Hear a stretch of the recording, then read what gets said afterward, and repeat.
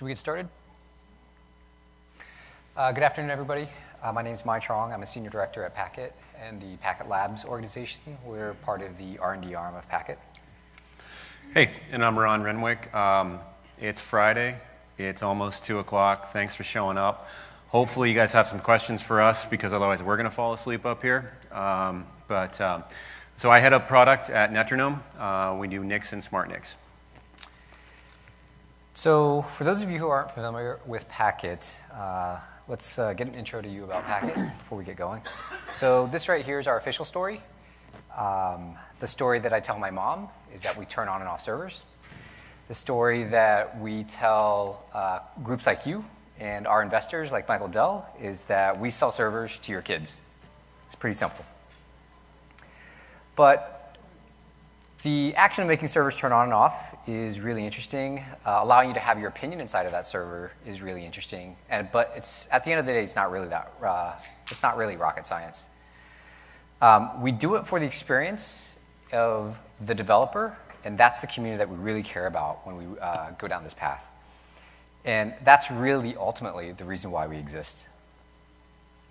We really believe in the cloud model. We believe that cloud is the consumption model that people buying IT today really use. And it's also the way that software is built today. It's the reason why we're in the cloud business. So the main reason why we're in the cloud business is to stay in touch with software, because software today is built in the cloud. The software developer community is extremely important to us, and we want to be attached to that. At the end of the day, we offer the experience of turning on and off computers in a number of ways, in the cloud, on-premise, and in the edge. For organizations that want an on-premise experience of cloud, we offer a solution that allows you to automate the things underneath. You can put the things on top and provide that to your customers, both internal and external, in tens of locations over thousands of servers.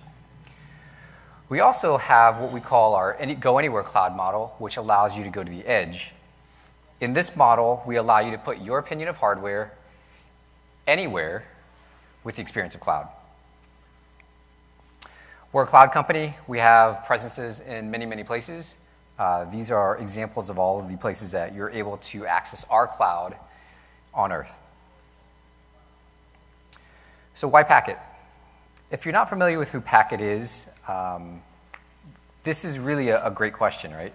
So abstractions are nice, but at the end of the day, what we do is turn on and off computers, but we do it in such a way that we care about the developer experience of turning on and off those computers.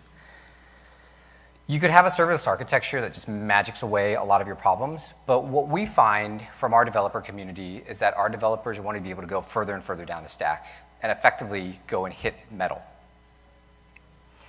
They really want to be able to experience bare metal, but they want that to be semi-abstracted from them so that they don't have to worry about all the pieces of provisioning a data center, putting metal there, worrying about capital expenses.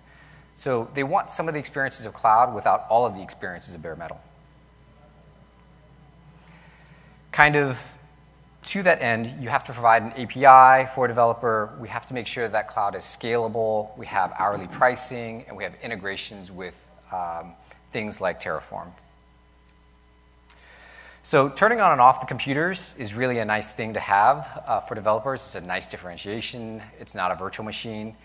But at the end of the day, one of the things that we as Packet realize from the large hyperscale customers is that there's interesting things that can be done there that the 10 largest clouds can do, but what do we do for the next 100 or next 1,000 customers that are out there? And so those are the things that we care about learning from and being able to make available for our developer community. These clouds have learned that at scale, things that you do are customized ASICs, disaggregation of networks, so you can pull network software and hardware apart. And being able to deliver some of those experiences to our users is really important to us. So one of the lessons that we've learned from the hyperscale guys is that disaggregation is actually a really good thing. It's a really important lesson. And then hardware at software speed is another thing that we realize is extremely important. software changes at an incredible speed. If you take a look at the CNCF poster that's available out in the booths, you'll see that almost all of those icons that are there weren't there 3 years ago. And if you look at this slide, you'll see that there's logos up here that were also not available 3 years ago in the hardware side. So we want to be able to provide hardware that iterates at the rate of software, because that's the differentiation. Software might be the forcing factor here for us, but it's really the hardware that's going to be able to separate and define the winners from the losers. So what changes at the edge? We've got a subscale architecture that we kind of talk about. At the edge, things that really matter are power and cooling, and power and then cooling, and then your compute. And one of the things that we realize is throwing a general purpose server out at the edge really starts not working so well for you. So you really have to think about some of these architectures there of how do you fit the workload to that subscale architecture. So we at Packet gave this a think for a while, and when we were done thinking about this, one of the realizations that we came to is that we needed to be able to provide microservers with coprocessors out at the edge. And so one of the things that we really believe at Packet is that at the edge, microservers with coprocessors is really the design pattern that you'll come into. But specifically for this conversation, it's going to be microservers with SmartNICs. So when we looked out at the SmartNIC field, one of the partners that we found to be a perfect fit for us was Netronome. And so I'll let Ron kind of address that. Thanks, Mike. So I'll lead here a couple of things. If you want to take pictures of everything, we'll put these up on our slide share as well. So you don't have to have those. If you want to, go ahead, no problem. So I'm coming at this as a network guy.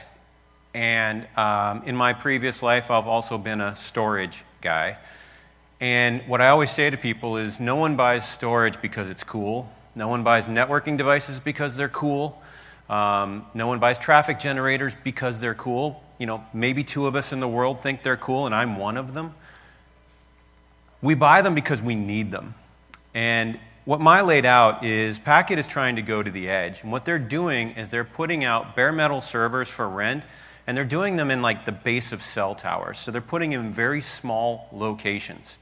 And if you think you can take a Skylake server with 150, 170 watt TDP and above, package that up into a small form factor, a 10 by 10 room, and then rent that out for, if you look at Packet's model, they have some incredibly effective pricing available. And you can't do that with a very large, power-hungry, multi-core architecture. So they've gone and they say, and they're agnostic. They've said, we'll provide the servers that people are going to buy. They've got Xeon Ds, they've got AMDs, they've got ARM servers now. Yeah.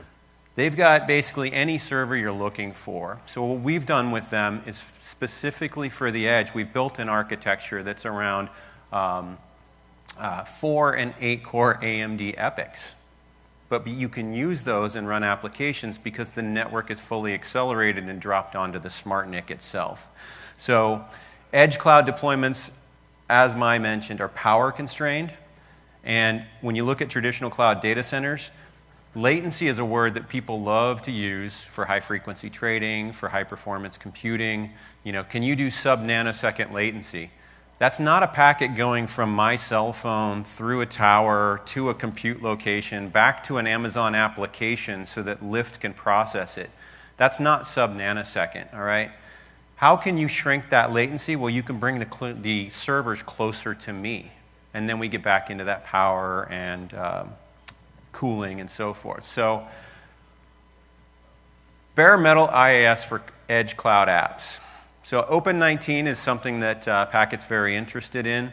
And when you look at this architecture, what you have is you have a SmartNIC, and then you have 4 servers behind it all in a tray. You can get 8 of these in a 1U form factor. Okay? Each one of these servers also has a SmartNIC on it. It's our chip and it's embedded on the motherboard. So what the operator gets, Packet gets, is they can manage these bare metal servers because they've essentially got a head SmartNIC managing all traffic, which has an ARM core on it as well. So they can do all of the traffic isolation, they can do DDoS mitigation, they can run eBPF code, which Maya will get into it a little bit. But they also allow the customer to do all of this on their own microserver as well. So you can run eBPF on the SmartNIC, and you think, well, I've only got 4 cores available. You have 4 cores of CPU, or 8 cores of CPU, but you also have 60 cores, granted they're network processing cores, but 60 cores of network processing power on the SmartNIC itself for every single instance. So what we're doing here usually I put this slide up first because people want to hear why we're doing things, but I wanted to show you what the architecture was. In our historical world, a NIC goes in front of a CPU. Yes, there are ways of doing GPU direct or RDMA, but for the most part what happens is CPU kind of controls the traffic. They can do SSL encap decap, they can do most network termination, and then that pushes the memory, pushes packets up to the memory, pushes it over to storage, pushes it over to the coprocessor. By putting a SmartNIC in line, what you can do is eliminate the need to put all that processing on the CPU. So instead of throttling performance when the CPU manages all traffic, you can disaggregate and you can unlock the performance and go down to smaller CPUs. So to give you a picture of how this would look, these are the designs that we have. We've got some metal in-house now. We can do a 4x4 tile. When you look at it today, I don't know if my tracker will come up here, but this is essentially the SmartNIC. So you've got a single port. You then run PCIe to every single microserver, and the microserver has full network capacity. So the other thing that we can do is by doing things like encryption on the card itself. So we can do TLS, encrypt, decrypt. Man, my spacing is horrible, and I don't know what happened with that. I do apologize, folks. We'll fix that when we post all these slides. So software-based TLS, everything runs in software. It runs in the CPU. CPUs are fantastic things. We've grown up around them. But you can get a 20% throughput improvement just by running encrypt, decrypt on TLS traffic on the card itself. Now, when you start thinking about that on like a 28-core server, we've shown that you can save up to 6 cores specifically for TLS traffic. If you're not running TLS traffic, then you actually can get those cores back, but we can also show you we get things like tail latency improvements as well. How many folks are familiar with eBPF? Ixia guy is, but okay. So eBPF allows you to do a bunch of transparent acceleration things. It's a JIT compiled VM that runs in the kernel. We can also offload that onto the NIC. So you can do filtering, load balancing, DDoS, monitoring. You can change the code on the fly. You can actually do all this activity on the NIC itself. Now, it is essentially a legacy improvement from IP tables. And what you can see is when we look at running it on a hardware offload, we can get over 60 gigs per second, or 60 gigs per second on this on offload capability, whereas an IP table running in the kernel is going to give you about 11 only. Now, when you put in a 25 gig NIC, do you always get 25 gigs of traffic? It really depends on what that traffic is. If you're just spewing packets, sure, you can fill it up. If you're running large packets, yes, you can fill it up. But if you're punting things up to a CPU and doing processing, you're going to get backup. You're going to get things slowed down. So this is a load balancer performance that we've shown. You can get about 42 million packets per second when you're offloading compared to doing it in software. So the thing is, with things like eBPF, which is a customer compilable, customer manageable element that Packet supports, then you can actually run your network better, and you can couple that with better CPUs, more cost-effective, more efficient CPUs. Express data path. Latency reduction. For Web 2.0 apps, tail latency is a huge problem.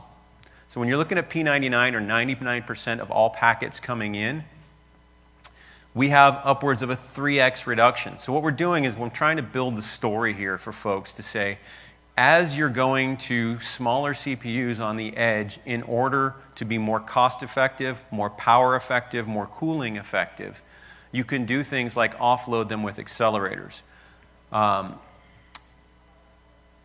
So Ehab wrote a treatise. Ehab's the CTO at Packet on EdgeCloud. Have you guys had a chance to read that? If you don't, go to Packet's website because it's up there. It's all about Edge Cloud. It's about the need for accelerators, and it's about how it is going to proliferate and how data centers are going to be getting. There's huge data centers today, obviously, but they're going to get smaller for these latency characteristics. So these are some latency characteristics from a customer that we have running their applications.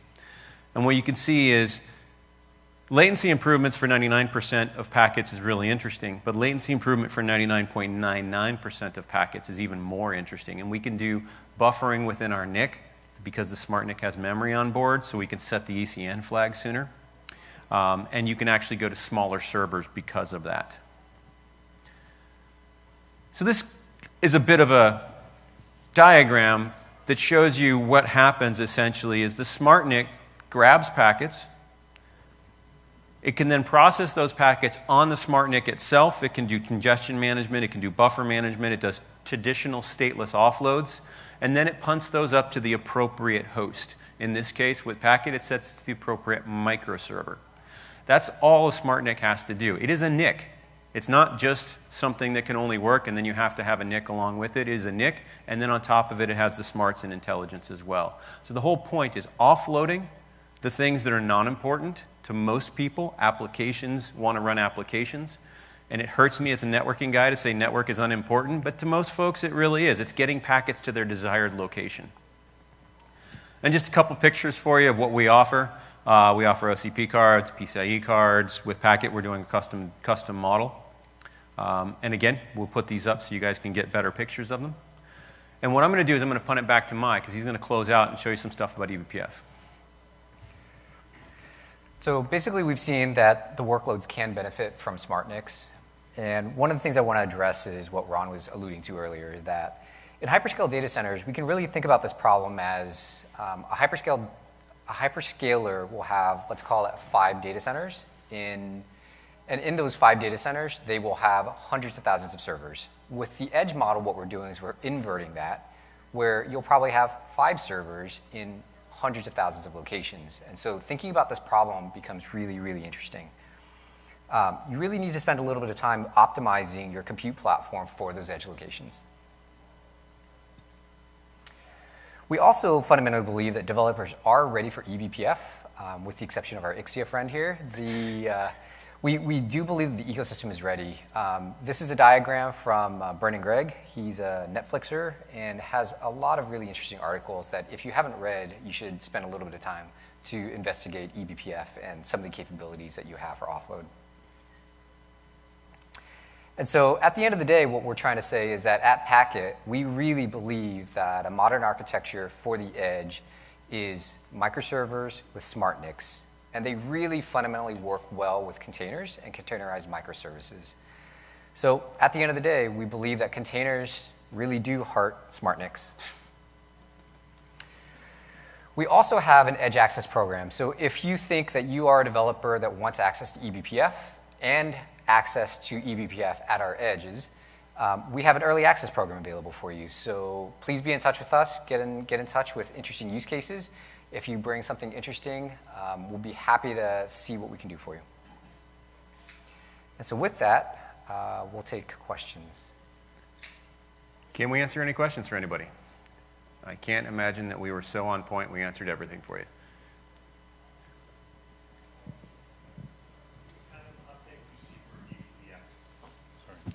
So the question is, what kind of update do we see for eBPF? Uptake, yeah. Uptake? As far as usage. Yeah. So from our traditional network side, what we're seeing is interest is growing. We're not seeing a ton of deployment. We're seeing folks like Netflix are using it. We're seeing some of the hyperscalers are using it.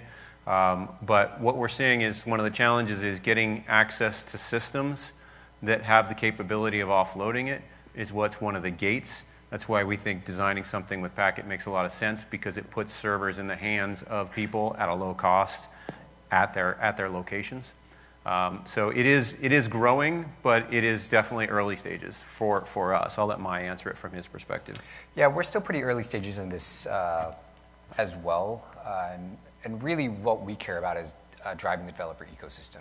And so if developers come to us with a demand and a belief that they can fix and address either an existing use case or a novel use case, we're happy to supply the underlying metal for you to do it.